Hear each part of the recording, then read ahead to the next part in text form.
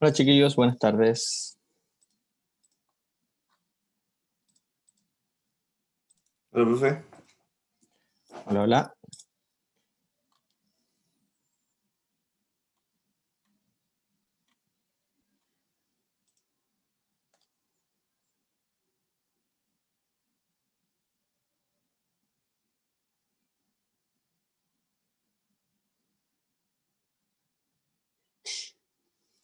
Ya. Em,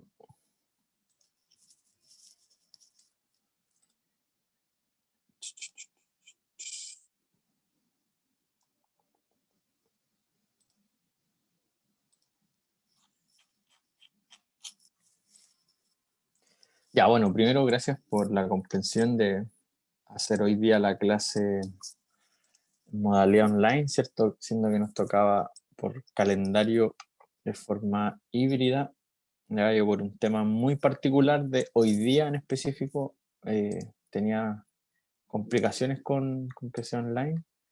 Em, Ya, pero es solo por hoy. O sea, después el miércoles ya sigue todo como venía. En este caso, el miércoles tendríamos que seguir, nos toca híbrido de nuevo, el viernes online de nuevo y la semana siguiente también va a ser normal. Ya era solo por una cosa específica de hoy. Por si acaso. Bueno, estoy mirando acá si es que nos quedó algo pendiente de la clase pasada, pero me parece que alcanzamos a hacer todo lo que estaba visto. Igual voy a echar un ojo. Está en la clase anterior.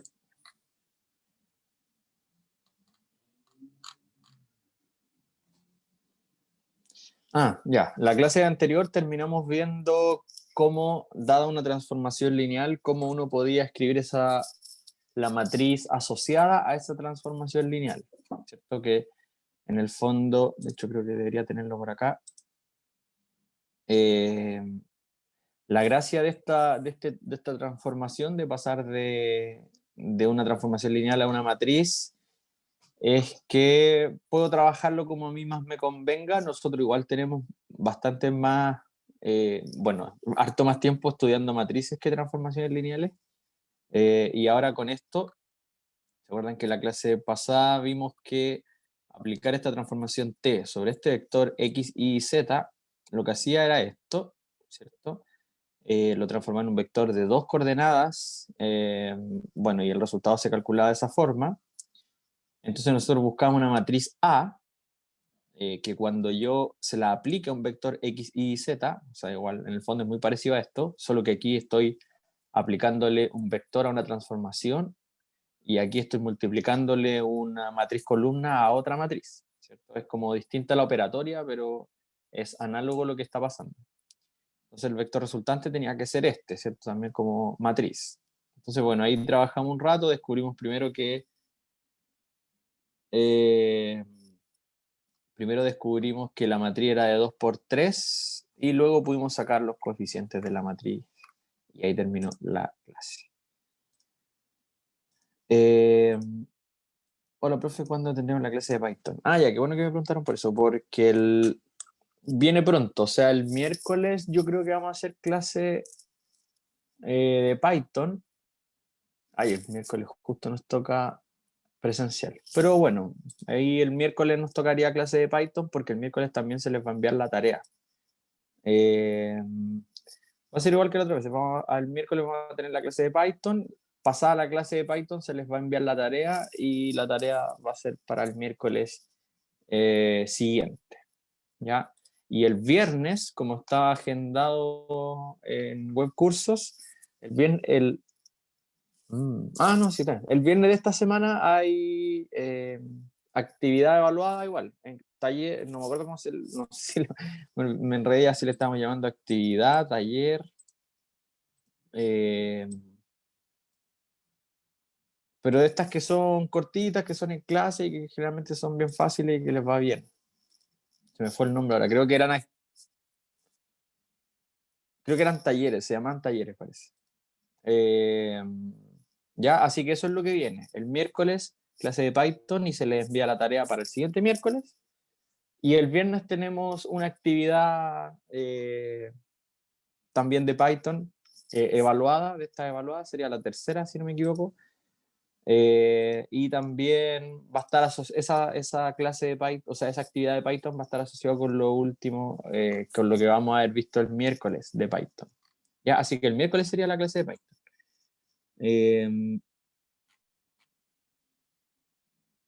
Claro, taller. Entonces, el miércoles hay clase de Python y se les envía la tarea, y el viernes va a ser el taller 3, ¿ya? Y la tarea es para el otro miércoles, igual que siempre. Tienen una semana para la tarea. ¿Ya? Así que el taller del viernes va a ser relacionado con lo que veamos este miércoles de Python. Obviamente va a ser de esta última parte de combinaciones lineales, generadores, subespacios vectoriales, ¿ya? Bien relacionado con lo que hemos estado haciendo. Pero eso va a ser el miércoles. Ya hoy día una clase tradicional. Bueno, tradicional modo coronavirus. Ya, entonces, bueno, esto es lo que nos toca ver hoy. Da una matriz, nosotros vimos lo que significaba el kernel de una matriz. Ahora también vamos a poder definir eso para una transformación lineal. También existe el concepto de núcleo de una transformación lineal. Y también vamos a ver lo que se llama imagen de la transformación lineal, que en verdad, como la transformación lineal es una función, la imagen es la imagen, lo que se veía en cálculo diferencial, es el recorrido en el fondo, ¿ya? Solo que ahora, como el espacio de partida y de llegada, o sea, el dominio y el codominio, son espacios vectoriales, nos vamos a dar cuenta que la imagen, que es el recorrido, es un subespacio vectorial del codominio, ¿ya? Y el kernel también va a ser un subespacio del dominio, ¿ya? Y bueno, eso tiene algunas implicancias, algunas propiedades bien interesantes.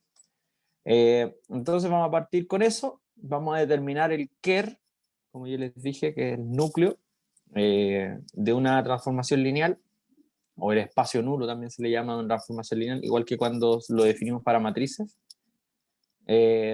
Y la imagen de una transformación lineal, determinarlas como subespacios vectoriales, porque esa es como el valor agregado de volver a ver la imagen de una función, porque cuando la función es una transformación lineal, la imagen es además un subespacio vectorial. Y bueno, estudiar las implicancias y igualdades que uno puede ir generando a través del ker y la imagen, ya que tienen ahí algunas implicancias con las dimensiones del espacio, etc. ¿Ya? Así que de eso se va a tratar la clase de hoy. No es muy larga, no está muy sobrecargada. Entonces partamos viendo la definición. Fíjense que si tenemos dos espacios vectoriales, un espacio V de partida y un W de llegada, ¿ya? Dos espacios vectoriales sobre R, y T es una transformación lineal que parte en el espacio V y llega al espacio W. O sea que V sería el dominio y el W sería el codominio, ¿cierto? Eso pensado como funciones, pero ahora sabemos que además son espacios vectoriales estos. Entonces tenemos una transformación lineal que va de V a W, y para esta transformación lineal vamos a definir el kernel o el núcleo de la transformación T, ¿ya? Y se denota como ker de T, y se define como este conjunto. Entonces, antes de leer la definición, el ker, fíjense que son los B en B, es decir, son elementos del espacio de partida, ¿ya? El ker es un subespacio del espacio de partida. ¿Y quiénes son del espacio de partida? Los que pertenecen al ker o al núcleo son todos los B en el primer espacio vectorial, tal que cuando yo los evalúe en la transformación me dan el 0, pero el 0 del espacio del frente, es decir, del W. ¿Ya? Acá, si quieren, pueden agregar también en sus apuntes que este es el 0 de W. ¿Ya? Bueno, me costó hacer un poco de W porque está muy chico.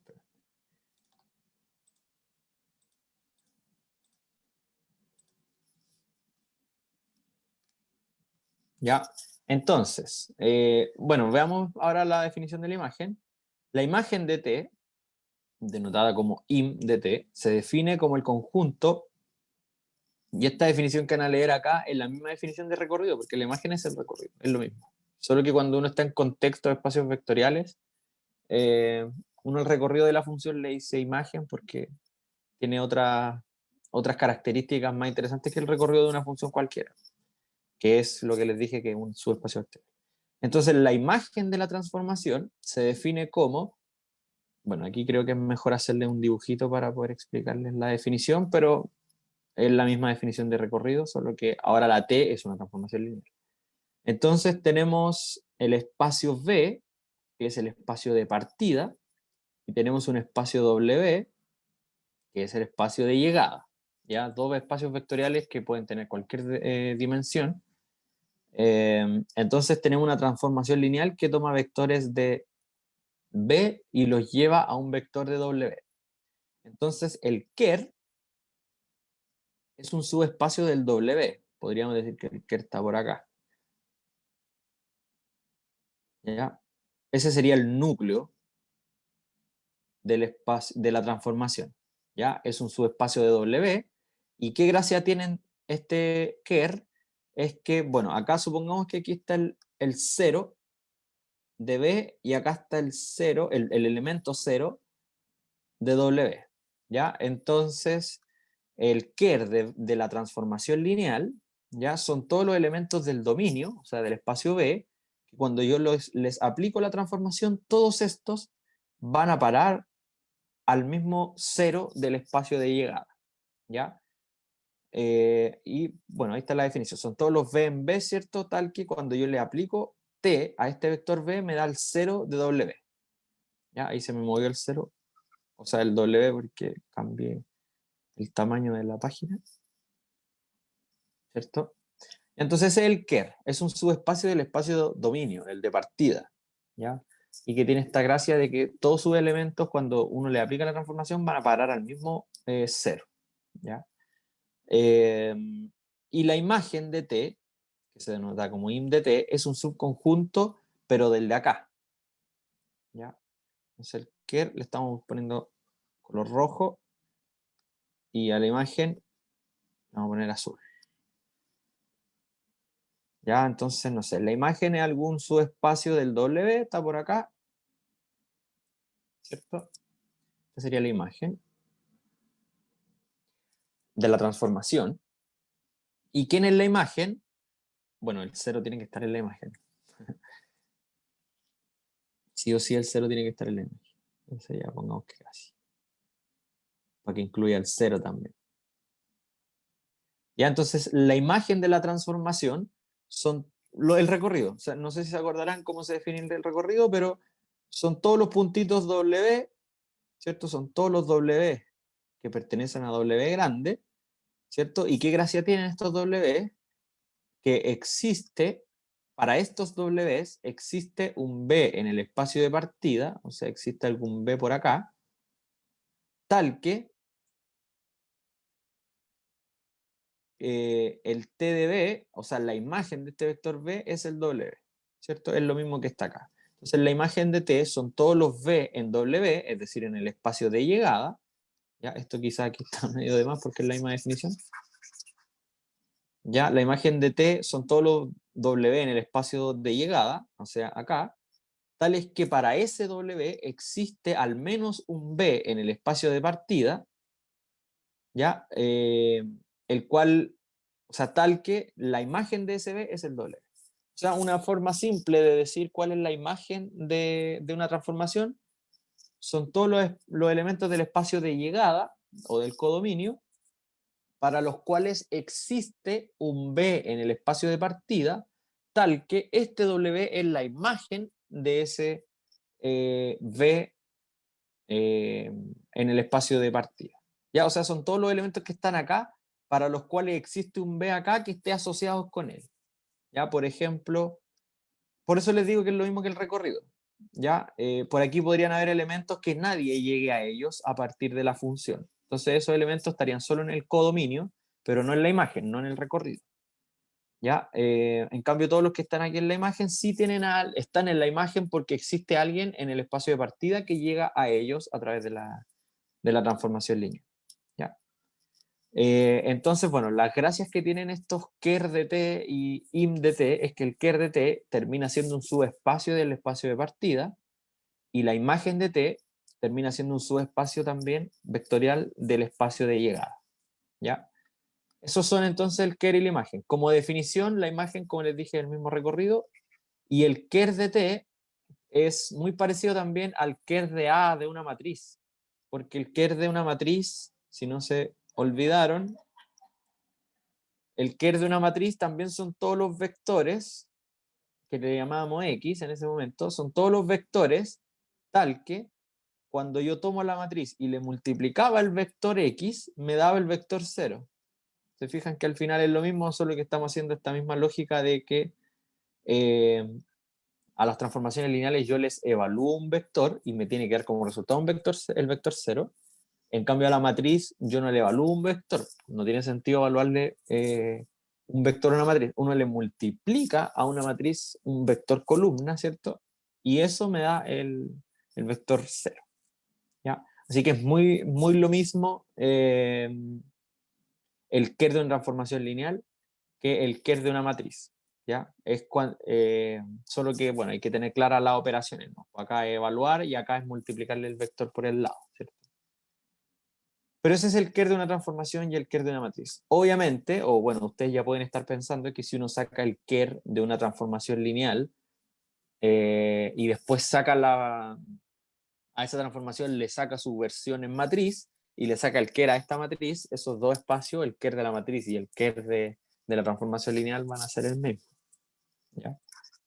Todo pensado para que vaya de la mano. Pero bueno, esos son los dos espacios que son súper importantes, la verdad. Tienen 1.000.000 de aplicaciones cada uno de ellos. ¿Ya? Por ahí a veces en cálculo diferencial uno como que no le termina de pillar la gracia al recorrido, pero en transformaciones lineales la imagen sí es muy importante. ¿Ya? Así que bueno, tomemos este ejemplo que está como escrito entre una notación entre vectorial y como media matricial, ¿cierto? Porque ya uno después empieza a trabajar como indistintamente con vectores x, y, z, que un vector columna x y z. Al final se da cuenta que trabajan de la misma forma.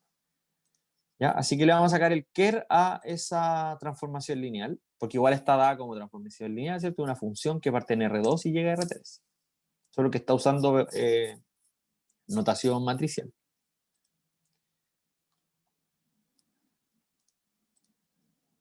Entonces, pantallazo.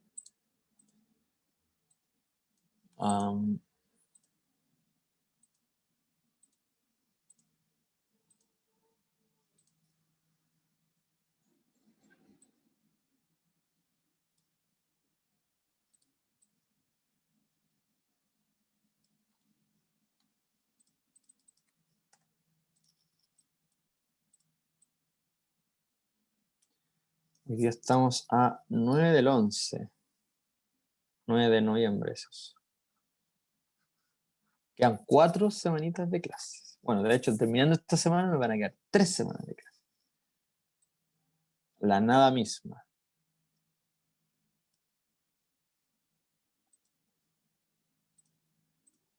Ya.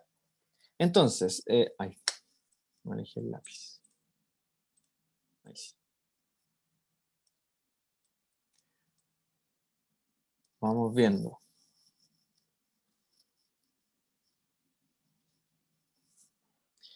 Ya, tenemos que determinar el ker, así que hay que ser obediente con la definición y después ver qué pasa como con lo que nos va resultando.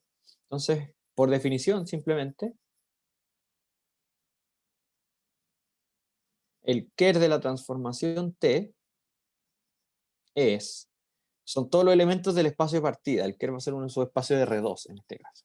Entonces, son todos los x, y en R2, ¿cierto? En el espacio de partida o dominio, tal que cuando yo le aplico, bueno, ahora sí podemos, ya que está escrito como matricial, podemos escribir todo matricial. Ya escribamos los elementos de R2 así. Ya son los x, y en R2, tal que cuando yo le aplico el x, y a la transformación T, el vector resultante es Perdón. El vector resultante es el vector 0, pero de acá. ¿Ya? O sea que es el 0 de R3. ¿Y cómo es el 0 de R3? Como ya estamos viendo todo matricial, sería eso. ¿Ya? Entonces repito. El ker de esta transformación que parte desde R2 son todos los x, y que pertenecen a R2, tal que cuando yo se lo aplico a la transformación, me dan el vector 0 como vector resultante. O sea que son todos los elementos de R2 que van a parar al 0 de R3 cuando yo le aplico la transformación. Y aquí obviamente uno puede desarrollar un poco esto, ¿cierto? Porque esto es igual a... Bueno, voy a copiar eso, ¿cierto? En R2, tal que... ¿Qué cosa era t de x, y? Bueno, lo que está acá. X más y, x menos y menos x. X más x menos y menos x. Entonces, esto me tiene que dar el 0, 0, 0. Esos van a ser los elementos que pertenezcan al ker, los que cumplan esas igualdades, que uno ya se da cuenta al tiro que, aquí vamos a repetir eso, esto ya lo podemos escribir ahora como ecuaciones, ¿no? Tiene que cumplir estas tres ecuaciones. Que x más y sea 0, que x menos y sea 0, y que y menos x sea 0. Perdón. Se me pasó un símbolo ahí. Estaba pensando en el futuro. Ahí. ¿Cierto? Pero claramente que esta ecuación con esta ecuación no nos están dando información distinta. Nos están diciendo que x es igual a y. ¿Cierto? Entonces son todos los x, y en R2 tales que, bueno, tenemos dos cosas. Si quieren lo podemos ver así. Son los x más y igual 0. Y además sabemos que x menos y es igual 0. Ya eliminé esta última ecuación porque nos decía lo mismo. Y de hecho, si sumamos esas dos ecuaciones, nos va a dar finalmente que son los x, y en R2, tal que, si yo sumo eso, me va a dar que 2x es 0. O sea que el x es 0 y el x es igual al y, por lo tanto el y también es 0.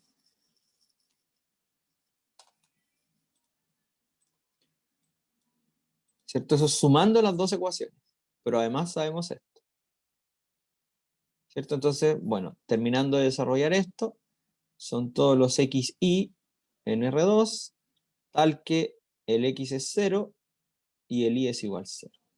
O sea, ¿quién es el ker de esta transformación?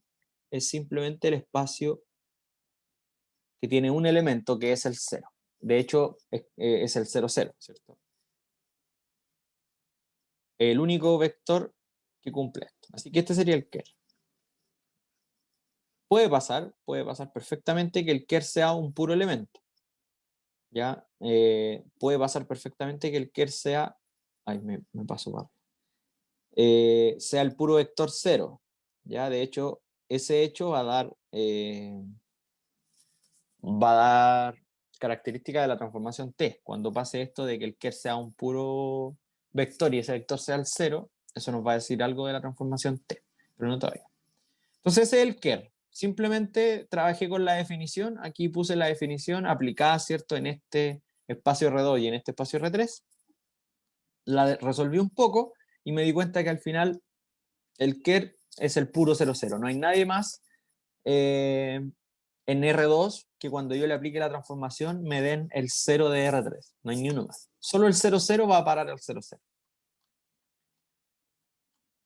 ¿Ya? Así que ahora veamos la imagen. Nos falta ver la imagen de la transformación.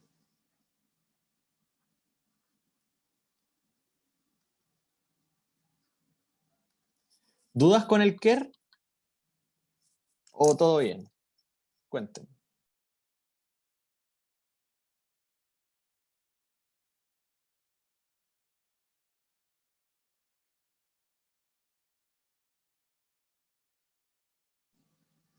Ya, parece que no hay dudas. Bueno, vamos a confiar en lo que me están expresando. Ahí decía la. Ahí también esa es una A. Ya. Entonces la imagen, vamos a escribir la definición primero.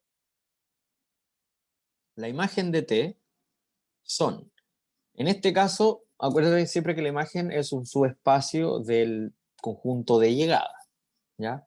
Entonces, en este caso son los X y Z pertenecientes a R3, tal que existe... Ah, pero a ver, no usemos X y Z, porque X y Z lo estoy usando para los de... O sea, el X y lo estoy usando para los de R2.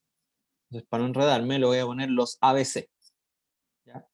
Los ABC pertenecientes a R3, al conjunto de llegada, tales que para este vector ABC existe un XY en R2, ¿cierto? Son los ABC para los cuales existe un XY en R2, tal que de Q, la transformación aplicada en el XY me da el ABC.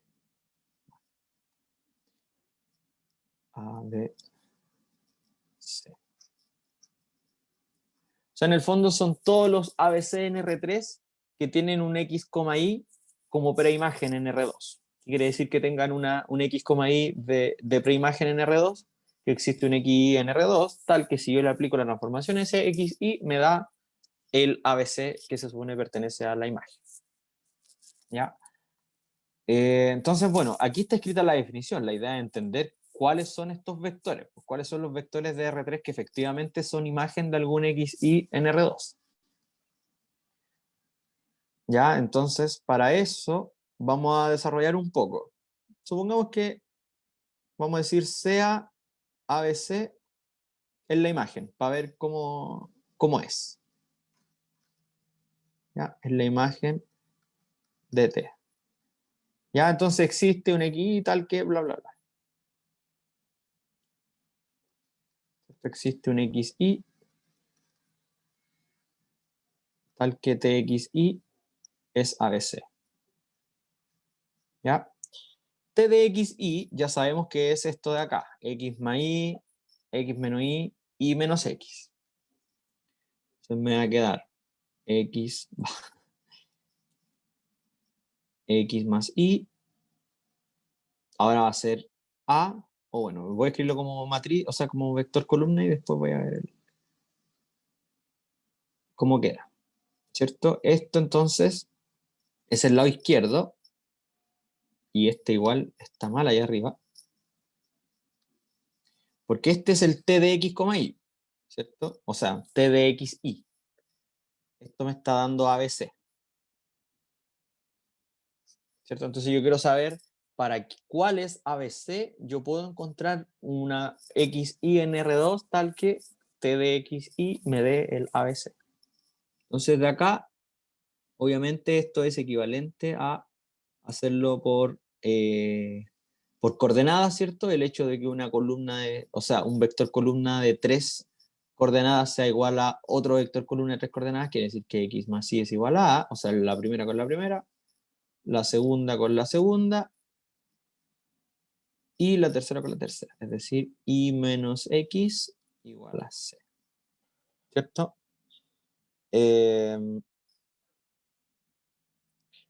Entonces, ¿por qué lo escribo así? Porque, bueno, así es un sistema de ecuaciones. Entonces, yo quiero saber para qué valores de A, perdón, sí. A ver, ¿cómo lo digo? Espera. No, mejor decirlo que yo ando buscando qué combinaciones de A, B, C tienen una preimagen X, Y que cumplan estas tres ecuaciones. ¿Ya? Entonces se supone que si yo me estoy preguntando por un ABC específico de la imagen, yo conozco el ABC. O sea, a mí me están, por ejemplo, a mí después me preguntan, ¿el 335 pertenecerá a la imagen? Entonces yo para el 335 tengo que buscar el X y el Y que cuando yo le aplique la transformación SXY me dé el 335. Entonces el ABC son los conocidos y los que andamos buscando a ver si existen son el XY. ¿Ya? Entonces, fíjense que de acá, yo, bueno, puedo sumar estas dos primeras. Voy a sumar 1 y 2. Ay, eso no lo quería borrar. Entonces, vamos a hacer lo siguiente.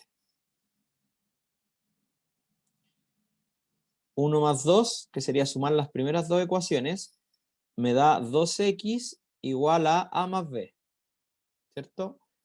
O sea que el x siempre se va a poder encontrar. Existe el x, ¿ya? ¿Por qué? Porque si a mí me dan, yo quiero saber si el ABC tiene preimagen, entonces si yo tengo el ABC, siempre voy a poder encontrar el x, ¿cierto? Que sería a más b partido por 2, y este x va a ser la primera coordenada de su preimagen. Ahora me falta el y todavía. Entonces tenemos que el x es a más b medios.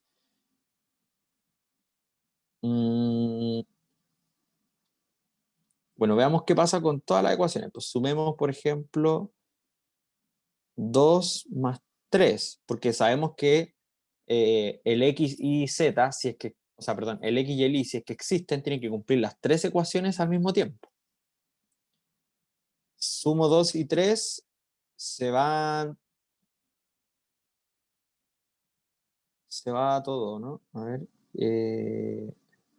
Claro, se van las x, se van las y me queda que 0 tiene que ser igual a b más c.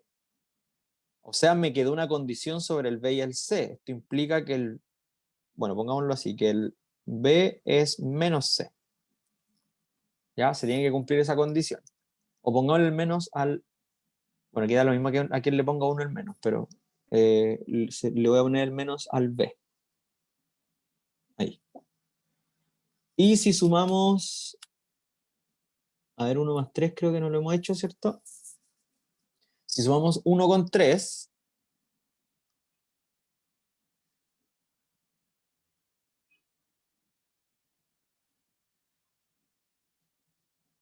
ahí un poquito más abajo, si sumamos 1 y 3, me va a dar, se van las x, me dan 2y igual a más c. Entonces el y es a más c medios. ¿Ya? ¿Qué quiere decir esto? Que si yo tomo un vector cualquiera de la imagen, ya un ABC cualquiera de la imagen, entonces la preimagen la puedo calcular rápidamente porque su preimagen va a ser este x, que es a más b partido por 2, y este y, que es a más c partido por 2. ¿Ya? Entonces, dado un vector fíjense que al final eh, el ABC es cualquier vector. A ver, espérenme. Sí, o sea, está bien esto, pero lo redacté un poco extraño. Alguien me iba a Cualquier preguntar algo, vector, parece. cualquier vector que cumpla con que b más c sea igual a cero, ¿no? Claro, eso sí es importante, que al final, dado un ABC, yo siempre le voy a poder encontrar una preimagen, pero va a tener que cumplir antes que B sea igual a, o sea, que C sea igual a menos B. Ya, aquí, espérame, aquí lo escribí un poco raro igual. Eh,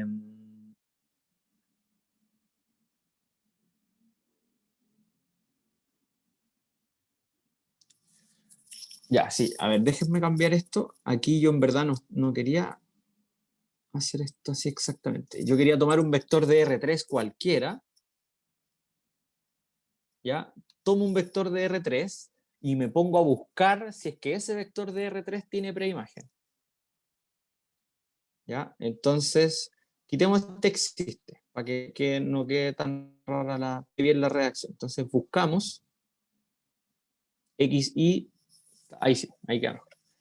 ¿Ya? Entonces, ¿qué estoy haciendo yo? Estoy tomando un vector de R3, ABC cualquiera, y para ese vector de R3, ABC cualquiera, estoy viendo si es que existe un XY en R2 que sea su preimagen.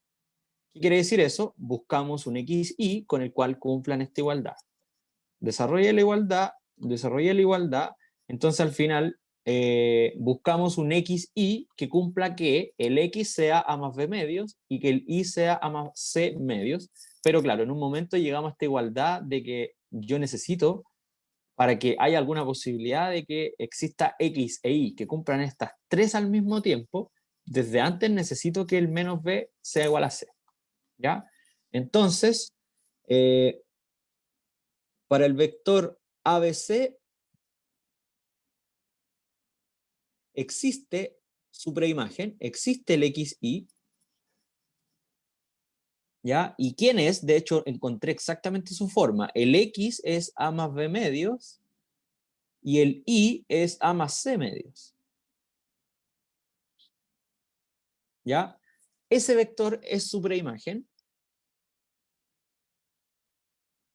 ¿cierto? Su preimagen bajo la función t, la transformación t, ¿ya? Pero además sacamos en el camino que, pero ABC debe cumplir, bueno, ahora lo escribí para el lado para no ocupar tanto espacio para abajo, pero ustedes me entienden que es lo mismo. Debe cumplir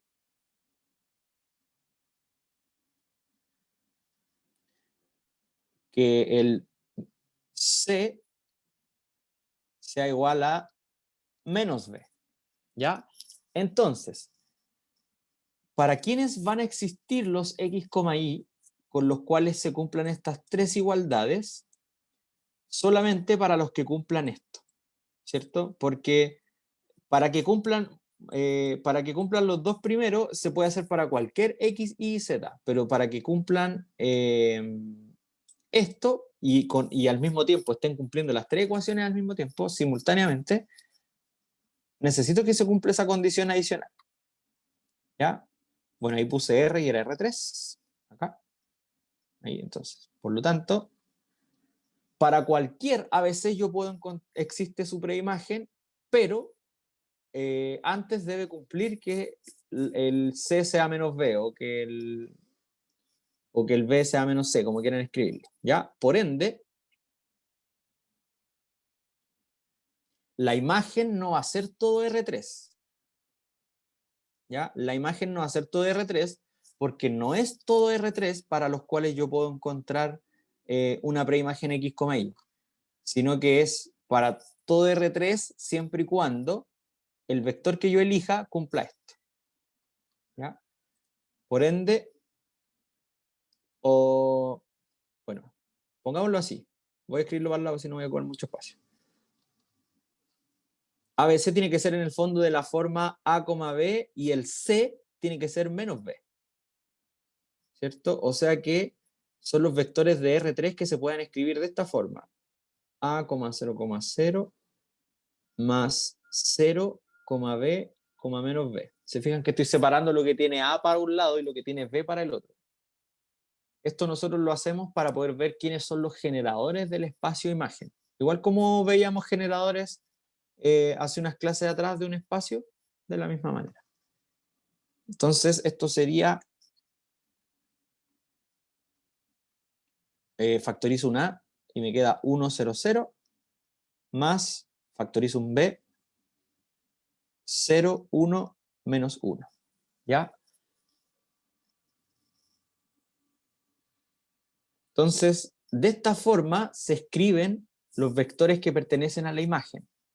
¿Por qué? Porque los vectores que pertenecen a la imagen tienen que cumplir que el C sea igual a menos B. Entonces yo hago esta factorización, ¿cierto? De tirar todo lo con A un vector y todo lo con B a otro vector. Aquí factorizo por A, aquí factorizo por B, y al final me da que el vector ABC para pertenecer a la imagen tiene que ser una combinación lineal entre el 1, 0, 0 y el 0, 1, menos 1. Por lo tanto, el conjunto imagen de T terminó siendo el generado por estos dos vectores, por el vector 1, 0, 0 y el 0, 1, menos 1. ¿Ya? Por lo tanto, la imagen tiene, bueno, si es que estos dos vectores fuesen LI, pero aquí no lo vamos a demostrar, pero si se fijan, se ve igual que estos vectores son LI. ¿Ya? Acuérdense que sean LI. Bueno, aquí me faltó, tengo que, el generado por el conjunto de los vectores. Ahí, hay hartos paréntesis. Este conjunto es LI, porque este vector con este es LI. La única forma de que una combinación lineal de estos me dé el vector 0 es que los alfas respectivos sean ambos ceros. ¿Ya? Este es un conjunto LI. Ya ustedes lo pueden verificar rápidamente. Entonces, me está dando que la imagen tiene dimensión 2, ya que no es lo que me pedían, pero eso después va a estar relacionado con lo que viene justo ahora a continuación. ¿Ya? ¿Alguna pregunta? Les dejo ahí para que lo miren. Ahí creo que alcanzan a ver todo. Chuta, pasé de largo. Ahí. Ya, si hay dudas, o para que escriban, o si está muy chico, igual me hacen. Aunque creo que ustedes pueden agrandarlo, pero lo dejo ahí.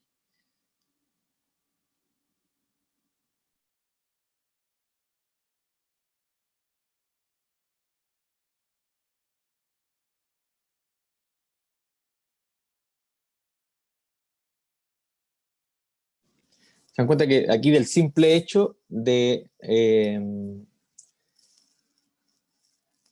ponerme a buscar, porque yo tomé un vector cualquiera de R3, y por puro ponerme a buscar un vector, o sea, tomé un vector cualquiera de R3 y me puse a ese vector a buscarle una preimagen. Entonces, para que exista este XY, que es su preimagen, con el cual cumpla estas tres ecuaciones, necesité, en un principio me salió que el B tenía que ser, o sea, que el C tenía que ser igual a menos B. ¿Ya? Para que exista su preimagen. ¿Eso qué quiere decir? Que para que el ABC esté en la imagen, necesito que el C sea igual a menos B. Entonces de ahí uno hace esta separación de tirar todo por un lado, todo para el otro, factorizar y me quedan los dos generadores del espacio imagen. ¿Ya? Igual como encontrábamos generadores para otro tipo de espacios, también sirve para esto. ¿Ya? Pero bueno, eso que puse abajo es como algo extra, ¿ya? Para que se vayan preparando lo que viene ahora, pero ya terminamos el ejercicio. El ejercicio era encontrar la imagen y el espacio imagen es el generado por estos dos. ¿Ya? Cosas que se pueden ir fijando, que como la imagen es un subespacio de R3. Entonces los vectores de la imagen tienen que ser vectores de 3 coordenadas. ¿Ya? Y en este caso a mí me dio que la imagen tenía 2 vectores en su base. Es decir, que la imagen tiene dimensión 2. Y eso está bien, no hay problema con eso, porque R3 tiene dimensión 3. Entonces, pueden haber perfectamente, hay subespacios de dimensión 2 adentro de un espacio de dimensión 3. ¿Ya? Por ejemplo, no les podría dar, eso sería imposible, que les diera una imagen de dimensión 4. ¿Por qué? Porque están metidos dentro de un espacio vectorial de dimensión 3. Entonces, no puede ser que un subespacio tenga dimensión más grande que el espacio completo. ¿Ya? La imagen a lo más puede ser de dimensión 3. Y en caso de que sea de dimensión 3, es porque fue todo el espacio y al final la función era sobreyectiva. ¿Se acuerdan de eso? Que cuando, cuando estaba ocupado todo el codominio, o sea que en el fondo el recorrido era igual al codominio, entonces la función era sobreyectiva. También vamos a ver cosas en esa dirección. Ya, eso. La cosa es que el espacio imagen es un subespacio de el de llegada y el ker es un subespacio del de partida. Por eso el ker tiene elementos de 2 coordenadas, porque está metido dentro de R2, y la imagen tiene vectores de 3 coordenadas, porque está metido en R3. Ya, si no hay consultas, veamos entonces lo que sigue. Bueno, esto ya se los venía adelantando porque es importante, pero bueno, está el teorema que lo dice de forma tajante, y es que, bueno, si tenemos dos espacios vectoriales, ¿cierto? Sean B y W espacios vectoriales sobre los reales, y una transformación que parte en B y llega a W, ya, una transformación lineal, entonces el ker de T siempre va a ser un subespacio del espacio de partida, y la imagen de T va a ser un subespacio del espacio de llegada. ¿Ya? Están asociados, el ker va con el de partida, con el dominio, y la imagen va con el de llegada, con el codominio. ¿Sí? Pero son subespacios. Eventualmente pueden llegar a ser todo el espacio, pero igual son especiales esas transformaciones. O sea, si el ker es todo el espacio, quiere decir que todo el espacio, cuando le aplico la transformación, va a parar al cero. O sea que la transformación sería la transformación cero, porque está mandando a todo el espacio al cero. Así que claro, una transformación muy especial, muy específica, sería solo esa.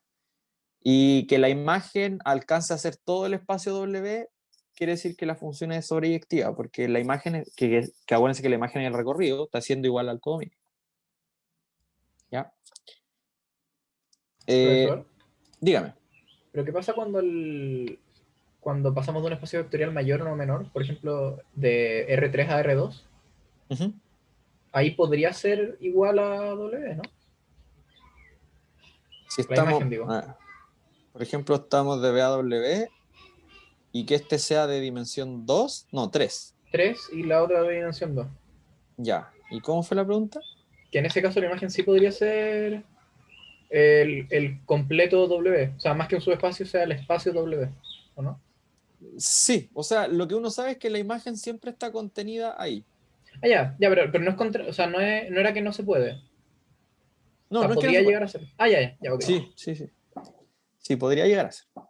Solo que ahí va a ser sobreyectiva y esas son transformaciones particulares, y son muy útiles, de hecho. Pero sí, puede pasar. Lo que es menos común, o sea, hay muchas transformaciones que son sobreyectivas, que es cuando la imagen alcanza a hacer todo el espacio.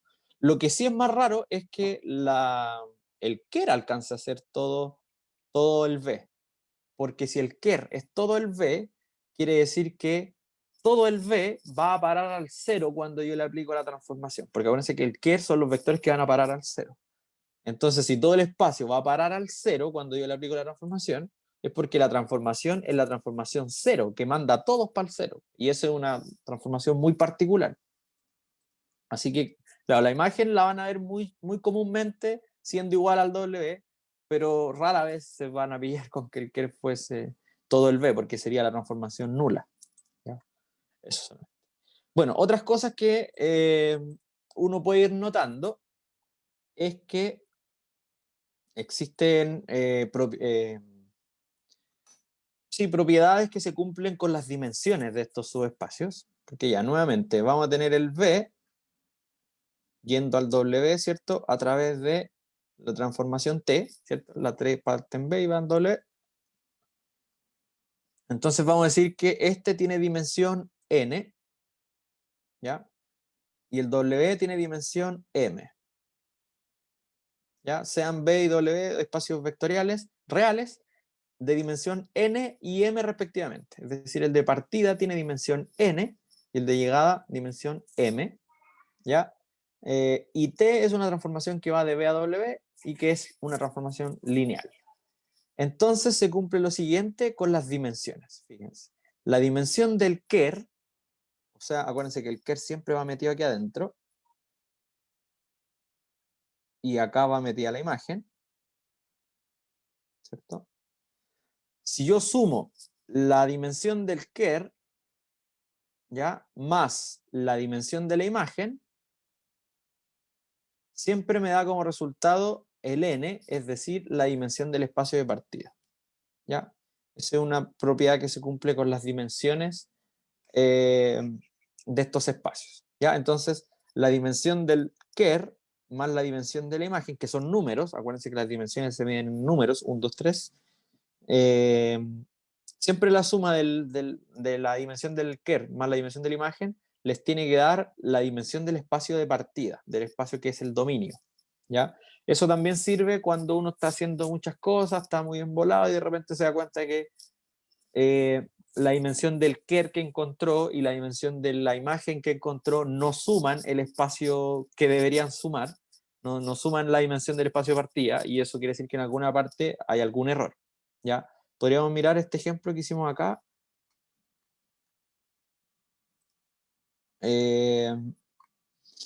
Acá el espacio de partida tenía dimensión 2, ¿ya? Y bueno, el Kerr nos dio que era un puro elemento, pero cuando, ¿verdad? Aquí, este es un espacio vectorial de dimensión 0. Existe, eh, ya, la dimensión del Kerr es 0. ¿Por qué? Porque el 0, si yo le veo subgenerado, no genera a nadie, genera el puro 0. Entonces ese se le llama, es como medio por definición que uno dice que cuando un espacio vectorial tiene el puro elemento 0 y a nadie más, ese espacio vectorial tiene dimensión 0. ¿ya? Porque el generado por cualquier otro vector sí me genera un espacio de dimensión 1, pero el 0, por mucho que lo vaya multiplicando con distintos escalares, no me deja de dar él y nadie más. ¿Ya? No me genera nadie, por eso tiene dimensión 0. Entonces existe un único espacio de dimensión 0 que es el espacio que tiene el puro 0. Y en este caso el ker fue eso. ¿Ya? Bueno, el 0 dependiendo de qué espacio estamos hablando. Aquí fue el 0, 0, pero ese es el 0 de R2. Y acá la imagen tenía dimensión 2, ¿cierto? La imagen nos dio de dimensión 2. Bueno, si quieren, para no enredarlo acá, lo voy a hacer como una observación. En el ejemplo anterior, esto uno lo hace como para ver si están bien sus cálculos, si es que no se equivocaron en alguna dimensión. O sea, en el ejemplo anterior, hoy mi letra está cada vez peor, lo siento. En el ejemplo anterior, dim del ker fue 0 y dim de la imagen fue 2. ¿Ya? Y nosotros que sabemos que la dimensión del ker más la dimensión de la imagen me tiene que dar la dimensión del espacio de partida, que era R2.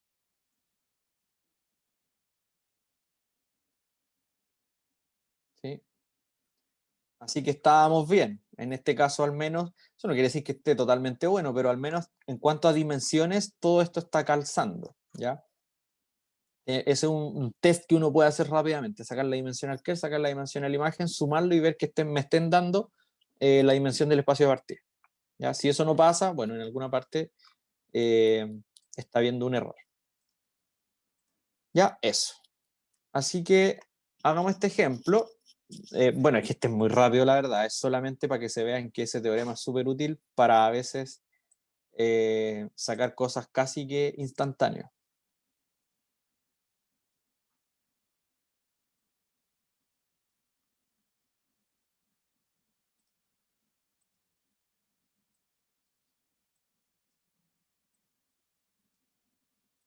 Lo voy a pegar igual acá, pero siento que es muy corto.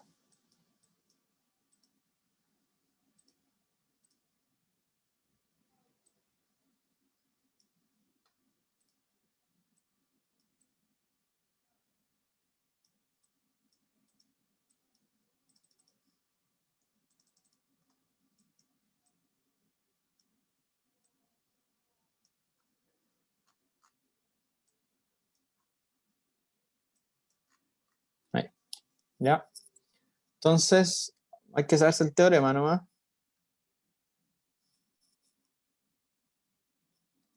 Bueno, este teorema, por supuesto, que tiene su demostración, pero si alguien tiene curiosidad por ver por qué o cómo nace esta propiedad o por qué se cumple, la demostración está en el libro este de álgebra lineal que yo le subí, el texto guía, ¿cierto? Y si tienen dudas me pueden preguntar. Ya, entonces, pero por ahora lo vamos a usar como para poder ver si es que cálculos que vayamos haciendo funcionan. O bueno, también se pueden hacer más cosas, pues es importante saber ocuparlo cuando sea útil. Entonces acá, si se fijan, nos dan una transformación lineal, que no nos dicen cuál es exactamente, pero sí nos dicen que el ker es el generado por ese vector. Entonces nosotros vamos a hacer lo siguiente. Tenemos el conjunto de los polinomios de grado a lo más 2 y acá tenemos R2. Esos son mis dos espacios vectoriales. Entonces uno siempre sabe que aquí tiene que estar la imagen de T, que es la imagen de T es un subespacio del espacio de llegada, y dentro de este está el ker. ¿Ya? Entonces, bueno, ahí tienen que fijarse también que el ker van a ser polinomios, porque el ker es un subespacio de los polinomios, y en cambio en la imagen son subespacios de R2, o sea, son vectores de dos coordenadas. ¿Ya? Y acá me dicen que el ker es el generado por el polinomio 1 más x cuadrado. ¿Ya? Entonces, como el ker de t es el generado por 1 más x cuadrado, por ese polinomio, esto implica que el ker tiene dimensión 1, ¿cierto? Porque es generado por un puro vector, y un puro vector siempre es LI, como conjunto obviamente LI. La única forma de que este me dé 0, al ser multiplicado por un escalar, es que el escalar sea 0. Entonces, por eso es un conjunto solito, hay un teorema, de hecho, que decía que un conjunto con un puro elemento siempre va a ser LI. Entonces, este LI, por lo tanto, la dimensión del ker, por tener un elemento en su base, es 1, ¿cierto? Porque es generado por un elemento.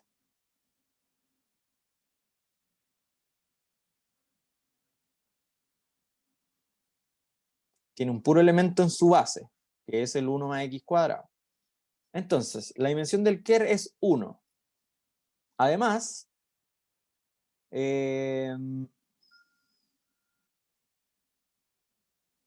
hay que ver la imagen acá. Pero a mí me pide... Ya, bueno, por el teorema anterior sabemos lo siguiente. Me piden la dimensión de la imagen, ojo, y yo fíjense que ni siquiera tengo la transformación. Solo sé que el ker es eso, que es el generado por el 1 más x cuadrado. Por teorema anterior, yo sé que la dimensión del ker más la dimensión de la imagen me tiene que dar n. ¿Y quién es n? Es la dimensión del espacio de partida. Es decir, n es la dimensión de los polinomios de orden a lo más 2. Y los polinomios, el espacio vectorial de los polinomios de orden a lo más 2 tiene dimensión 3, ¿cierto? Porque una base de ese espacio vectorial es el 1x y x cuadrado, por lo tanto tiene 3 elementos en su base, y por tener 3 elementos...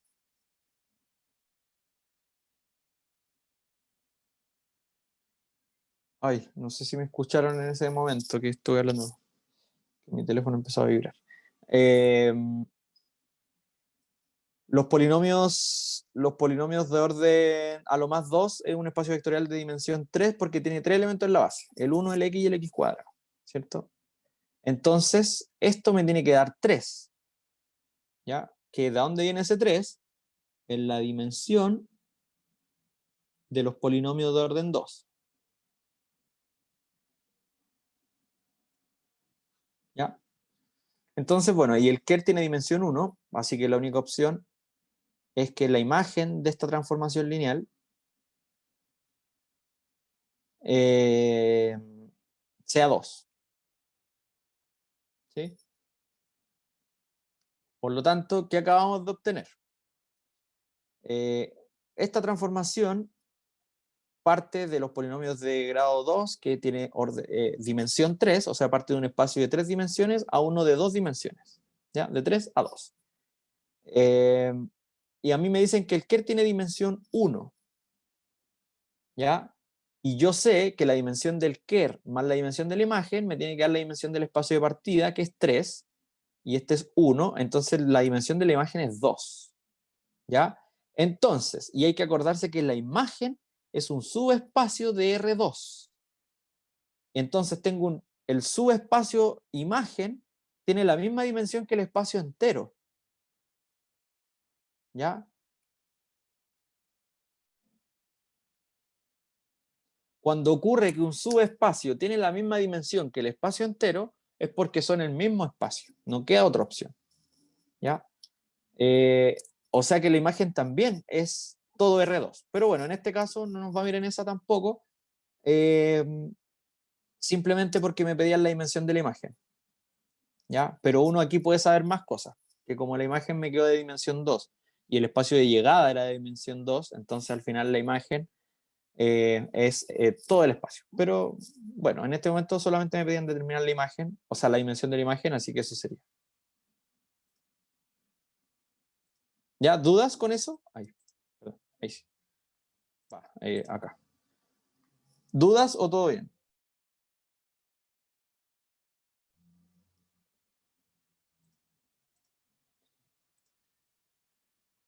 Ya, va, esto era de la otra clase. Ya, pues eso, así uno va trabajando con estos espacios, imagen, el kernel, etcétera. ¿Ya? Nos quedan todavía dos teoremas, pero son súper sencillos, la verdad. El siguiente teorema es, un poco vamos a asociar, así como, a ver, ¿dónde tengo un dibujo acá? No, mejor volvamos al teorema, se lo explico acá. Vamos a considerar V y W espacios vectoriales sobre R, o sea que la situación es la misma que hemos estado trabajando toda la clase de hoy. Ya tengo aquí un V, tengo aquí un W, tengo una transformación que va para allá. Entonces nosotros ya sabemos que la imagen, el ker es algún subespacio de acá y que la imagen es algún subespacio de acá. ¿Cierto? Eso sabemos. Además sabemos que la dimensión del ker más la dimensión de la imagen me tiene que dar igual a la dimensión del V. ¿Cierto? Cosas que uno tiene que reconocer así como rápidamente. Entonces, lo que nos dice esto es que, dada una transformación en estas condiciones, o sea que va de B a W, ¿cierto? Entonces, diremos que T es inyectiva si y solo si para cualquier par de vectores B1 y B2 que yo tome en su dominio, ¿cierto? En el V, se cumpla que el hecho de que tengan misma imagen implica que venían de las mismas preimágenes. Esta es la misma definición de inyectividad que uno ve en cálculo 1, en cálculo diferencial, porque solo que en cálculo diferencial uno decía que si f de x es igual a f de y, entonces x es igual a y, ¿cierto? Si una función cumplía esto, entonces era inyectiva. Estamos haciendo lo mismo, pero ahora estoy diciendo que si la imagen de un B1 es igual a la imagen de un B2, y ese hecho implica que al final el B1 y el B2 serán lo mismo, entonces la transformación es inyectiva. O sea que estoy definiendo en el fondo la inyectividad de una transformación usando que la transformación es una función, solo que va entre espacios vectoriales. Pero esa es la definición que uno conoce de inyectividad. ¿Ya? Mientras que decimos que sobreyectiva, que esta es la misma definición también de funciones en cálculo diferencial, la transformación es sobreyectiva si y solo si la imagen es todo el W.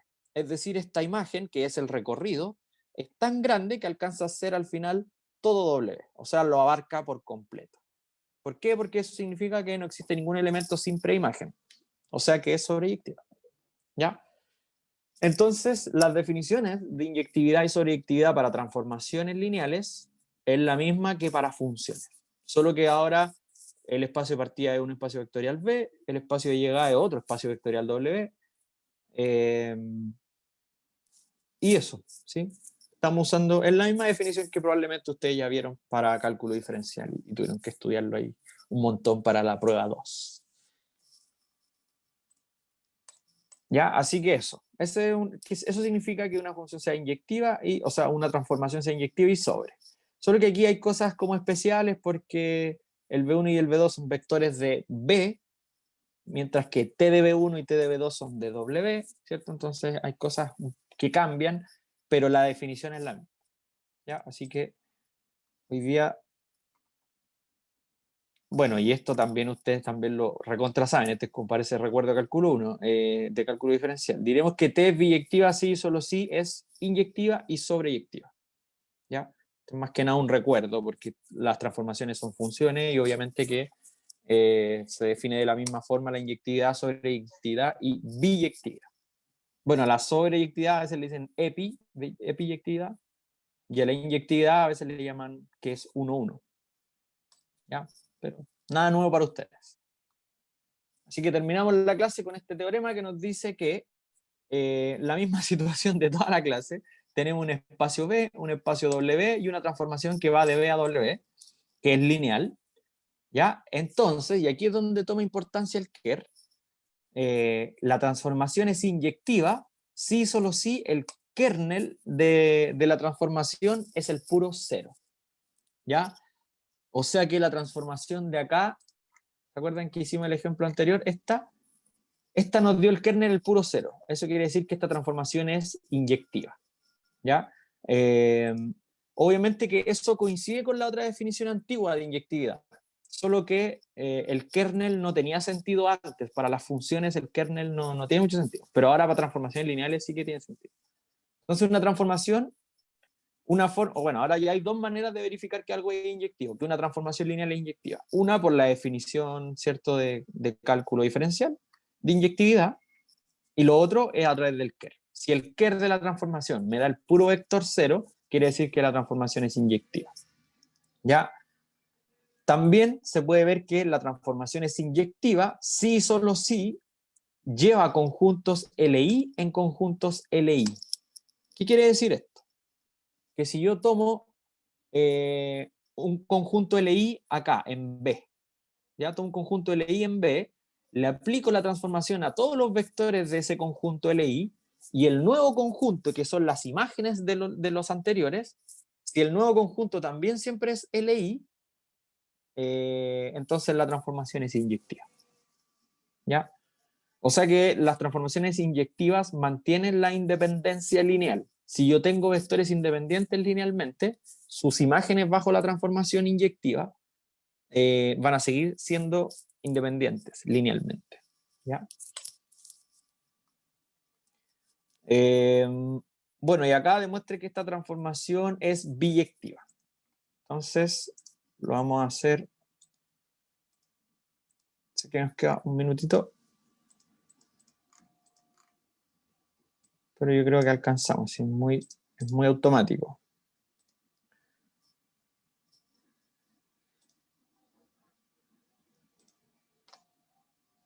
Buen momento para que se quede pegando el computador.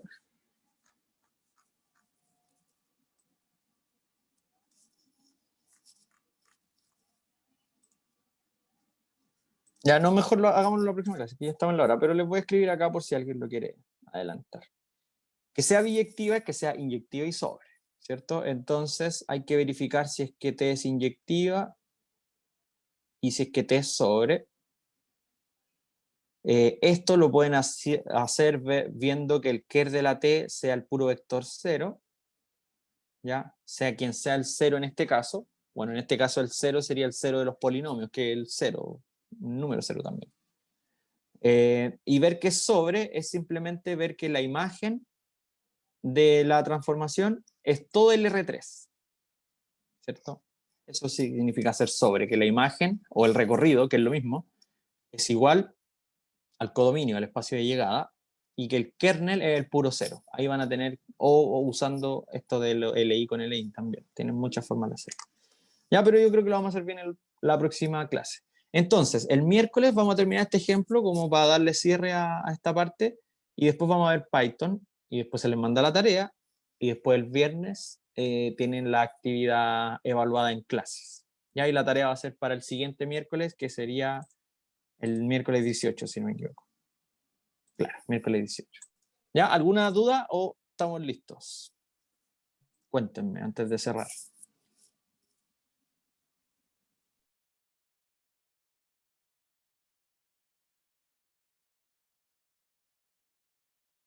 Ya, súper, muchachos y muchachas. Nos vemos entonces el miércoles presencial. Recuerden que era solo por hoy. Agradezco nuevamente que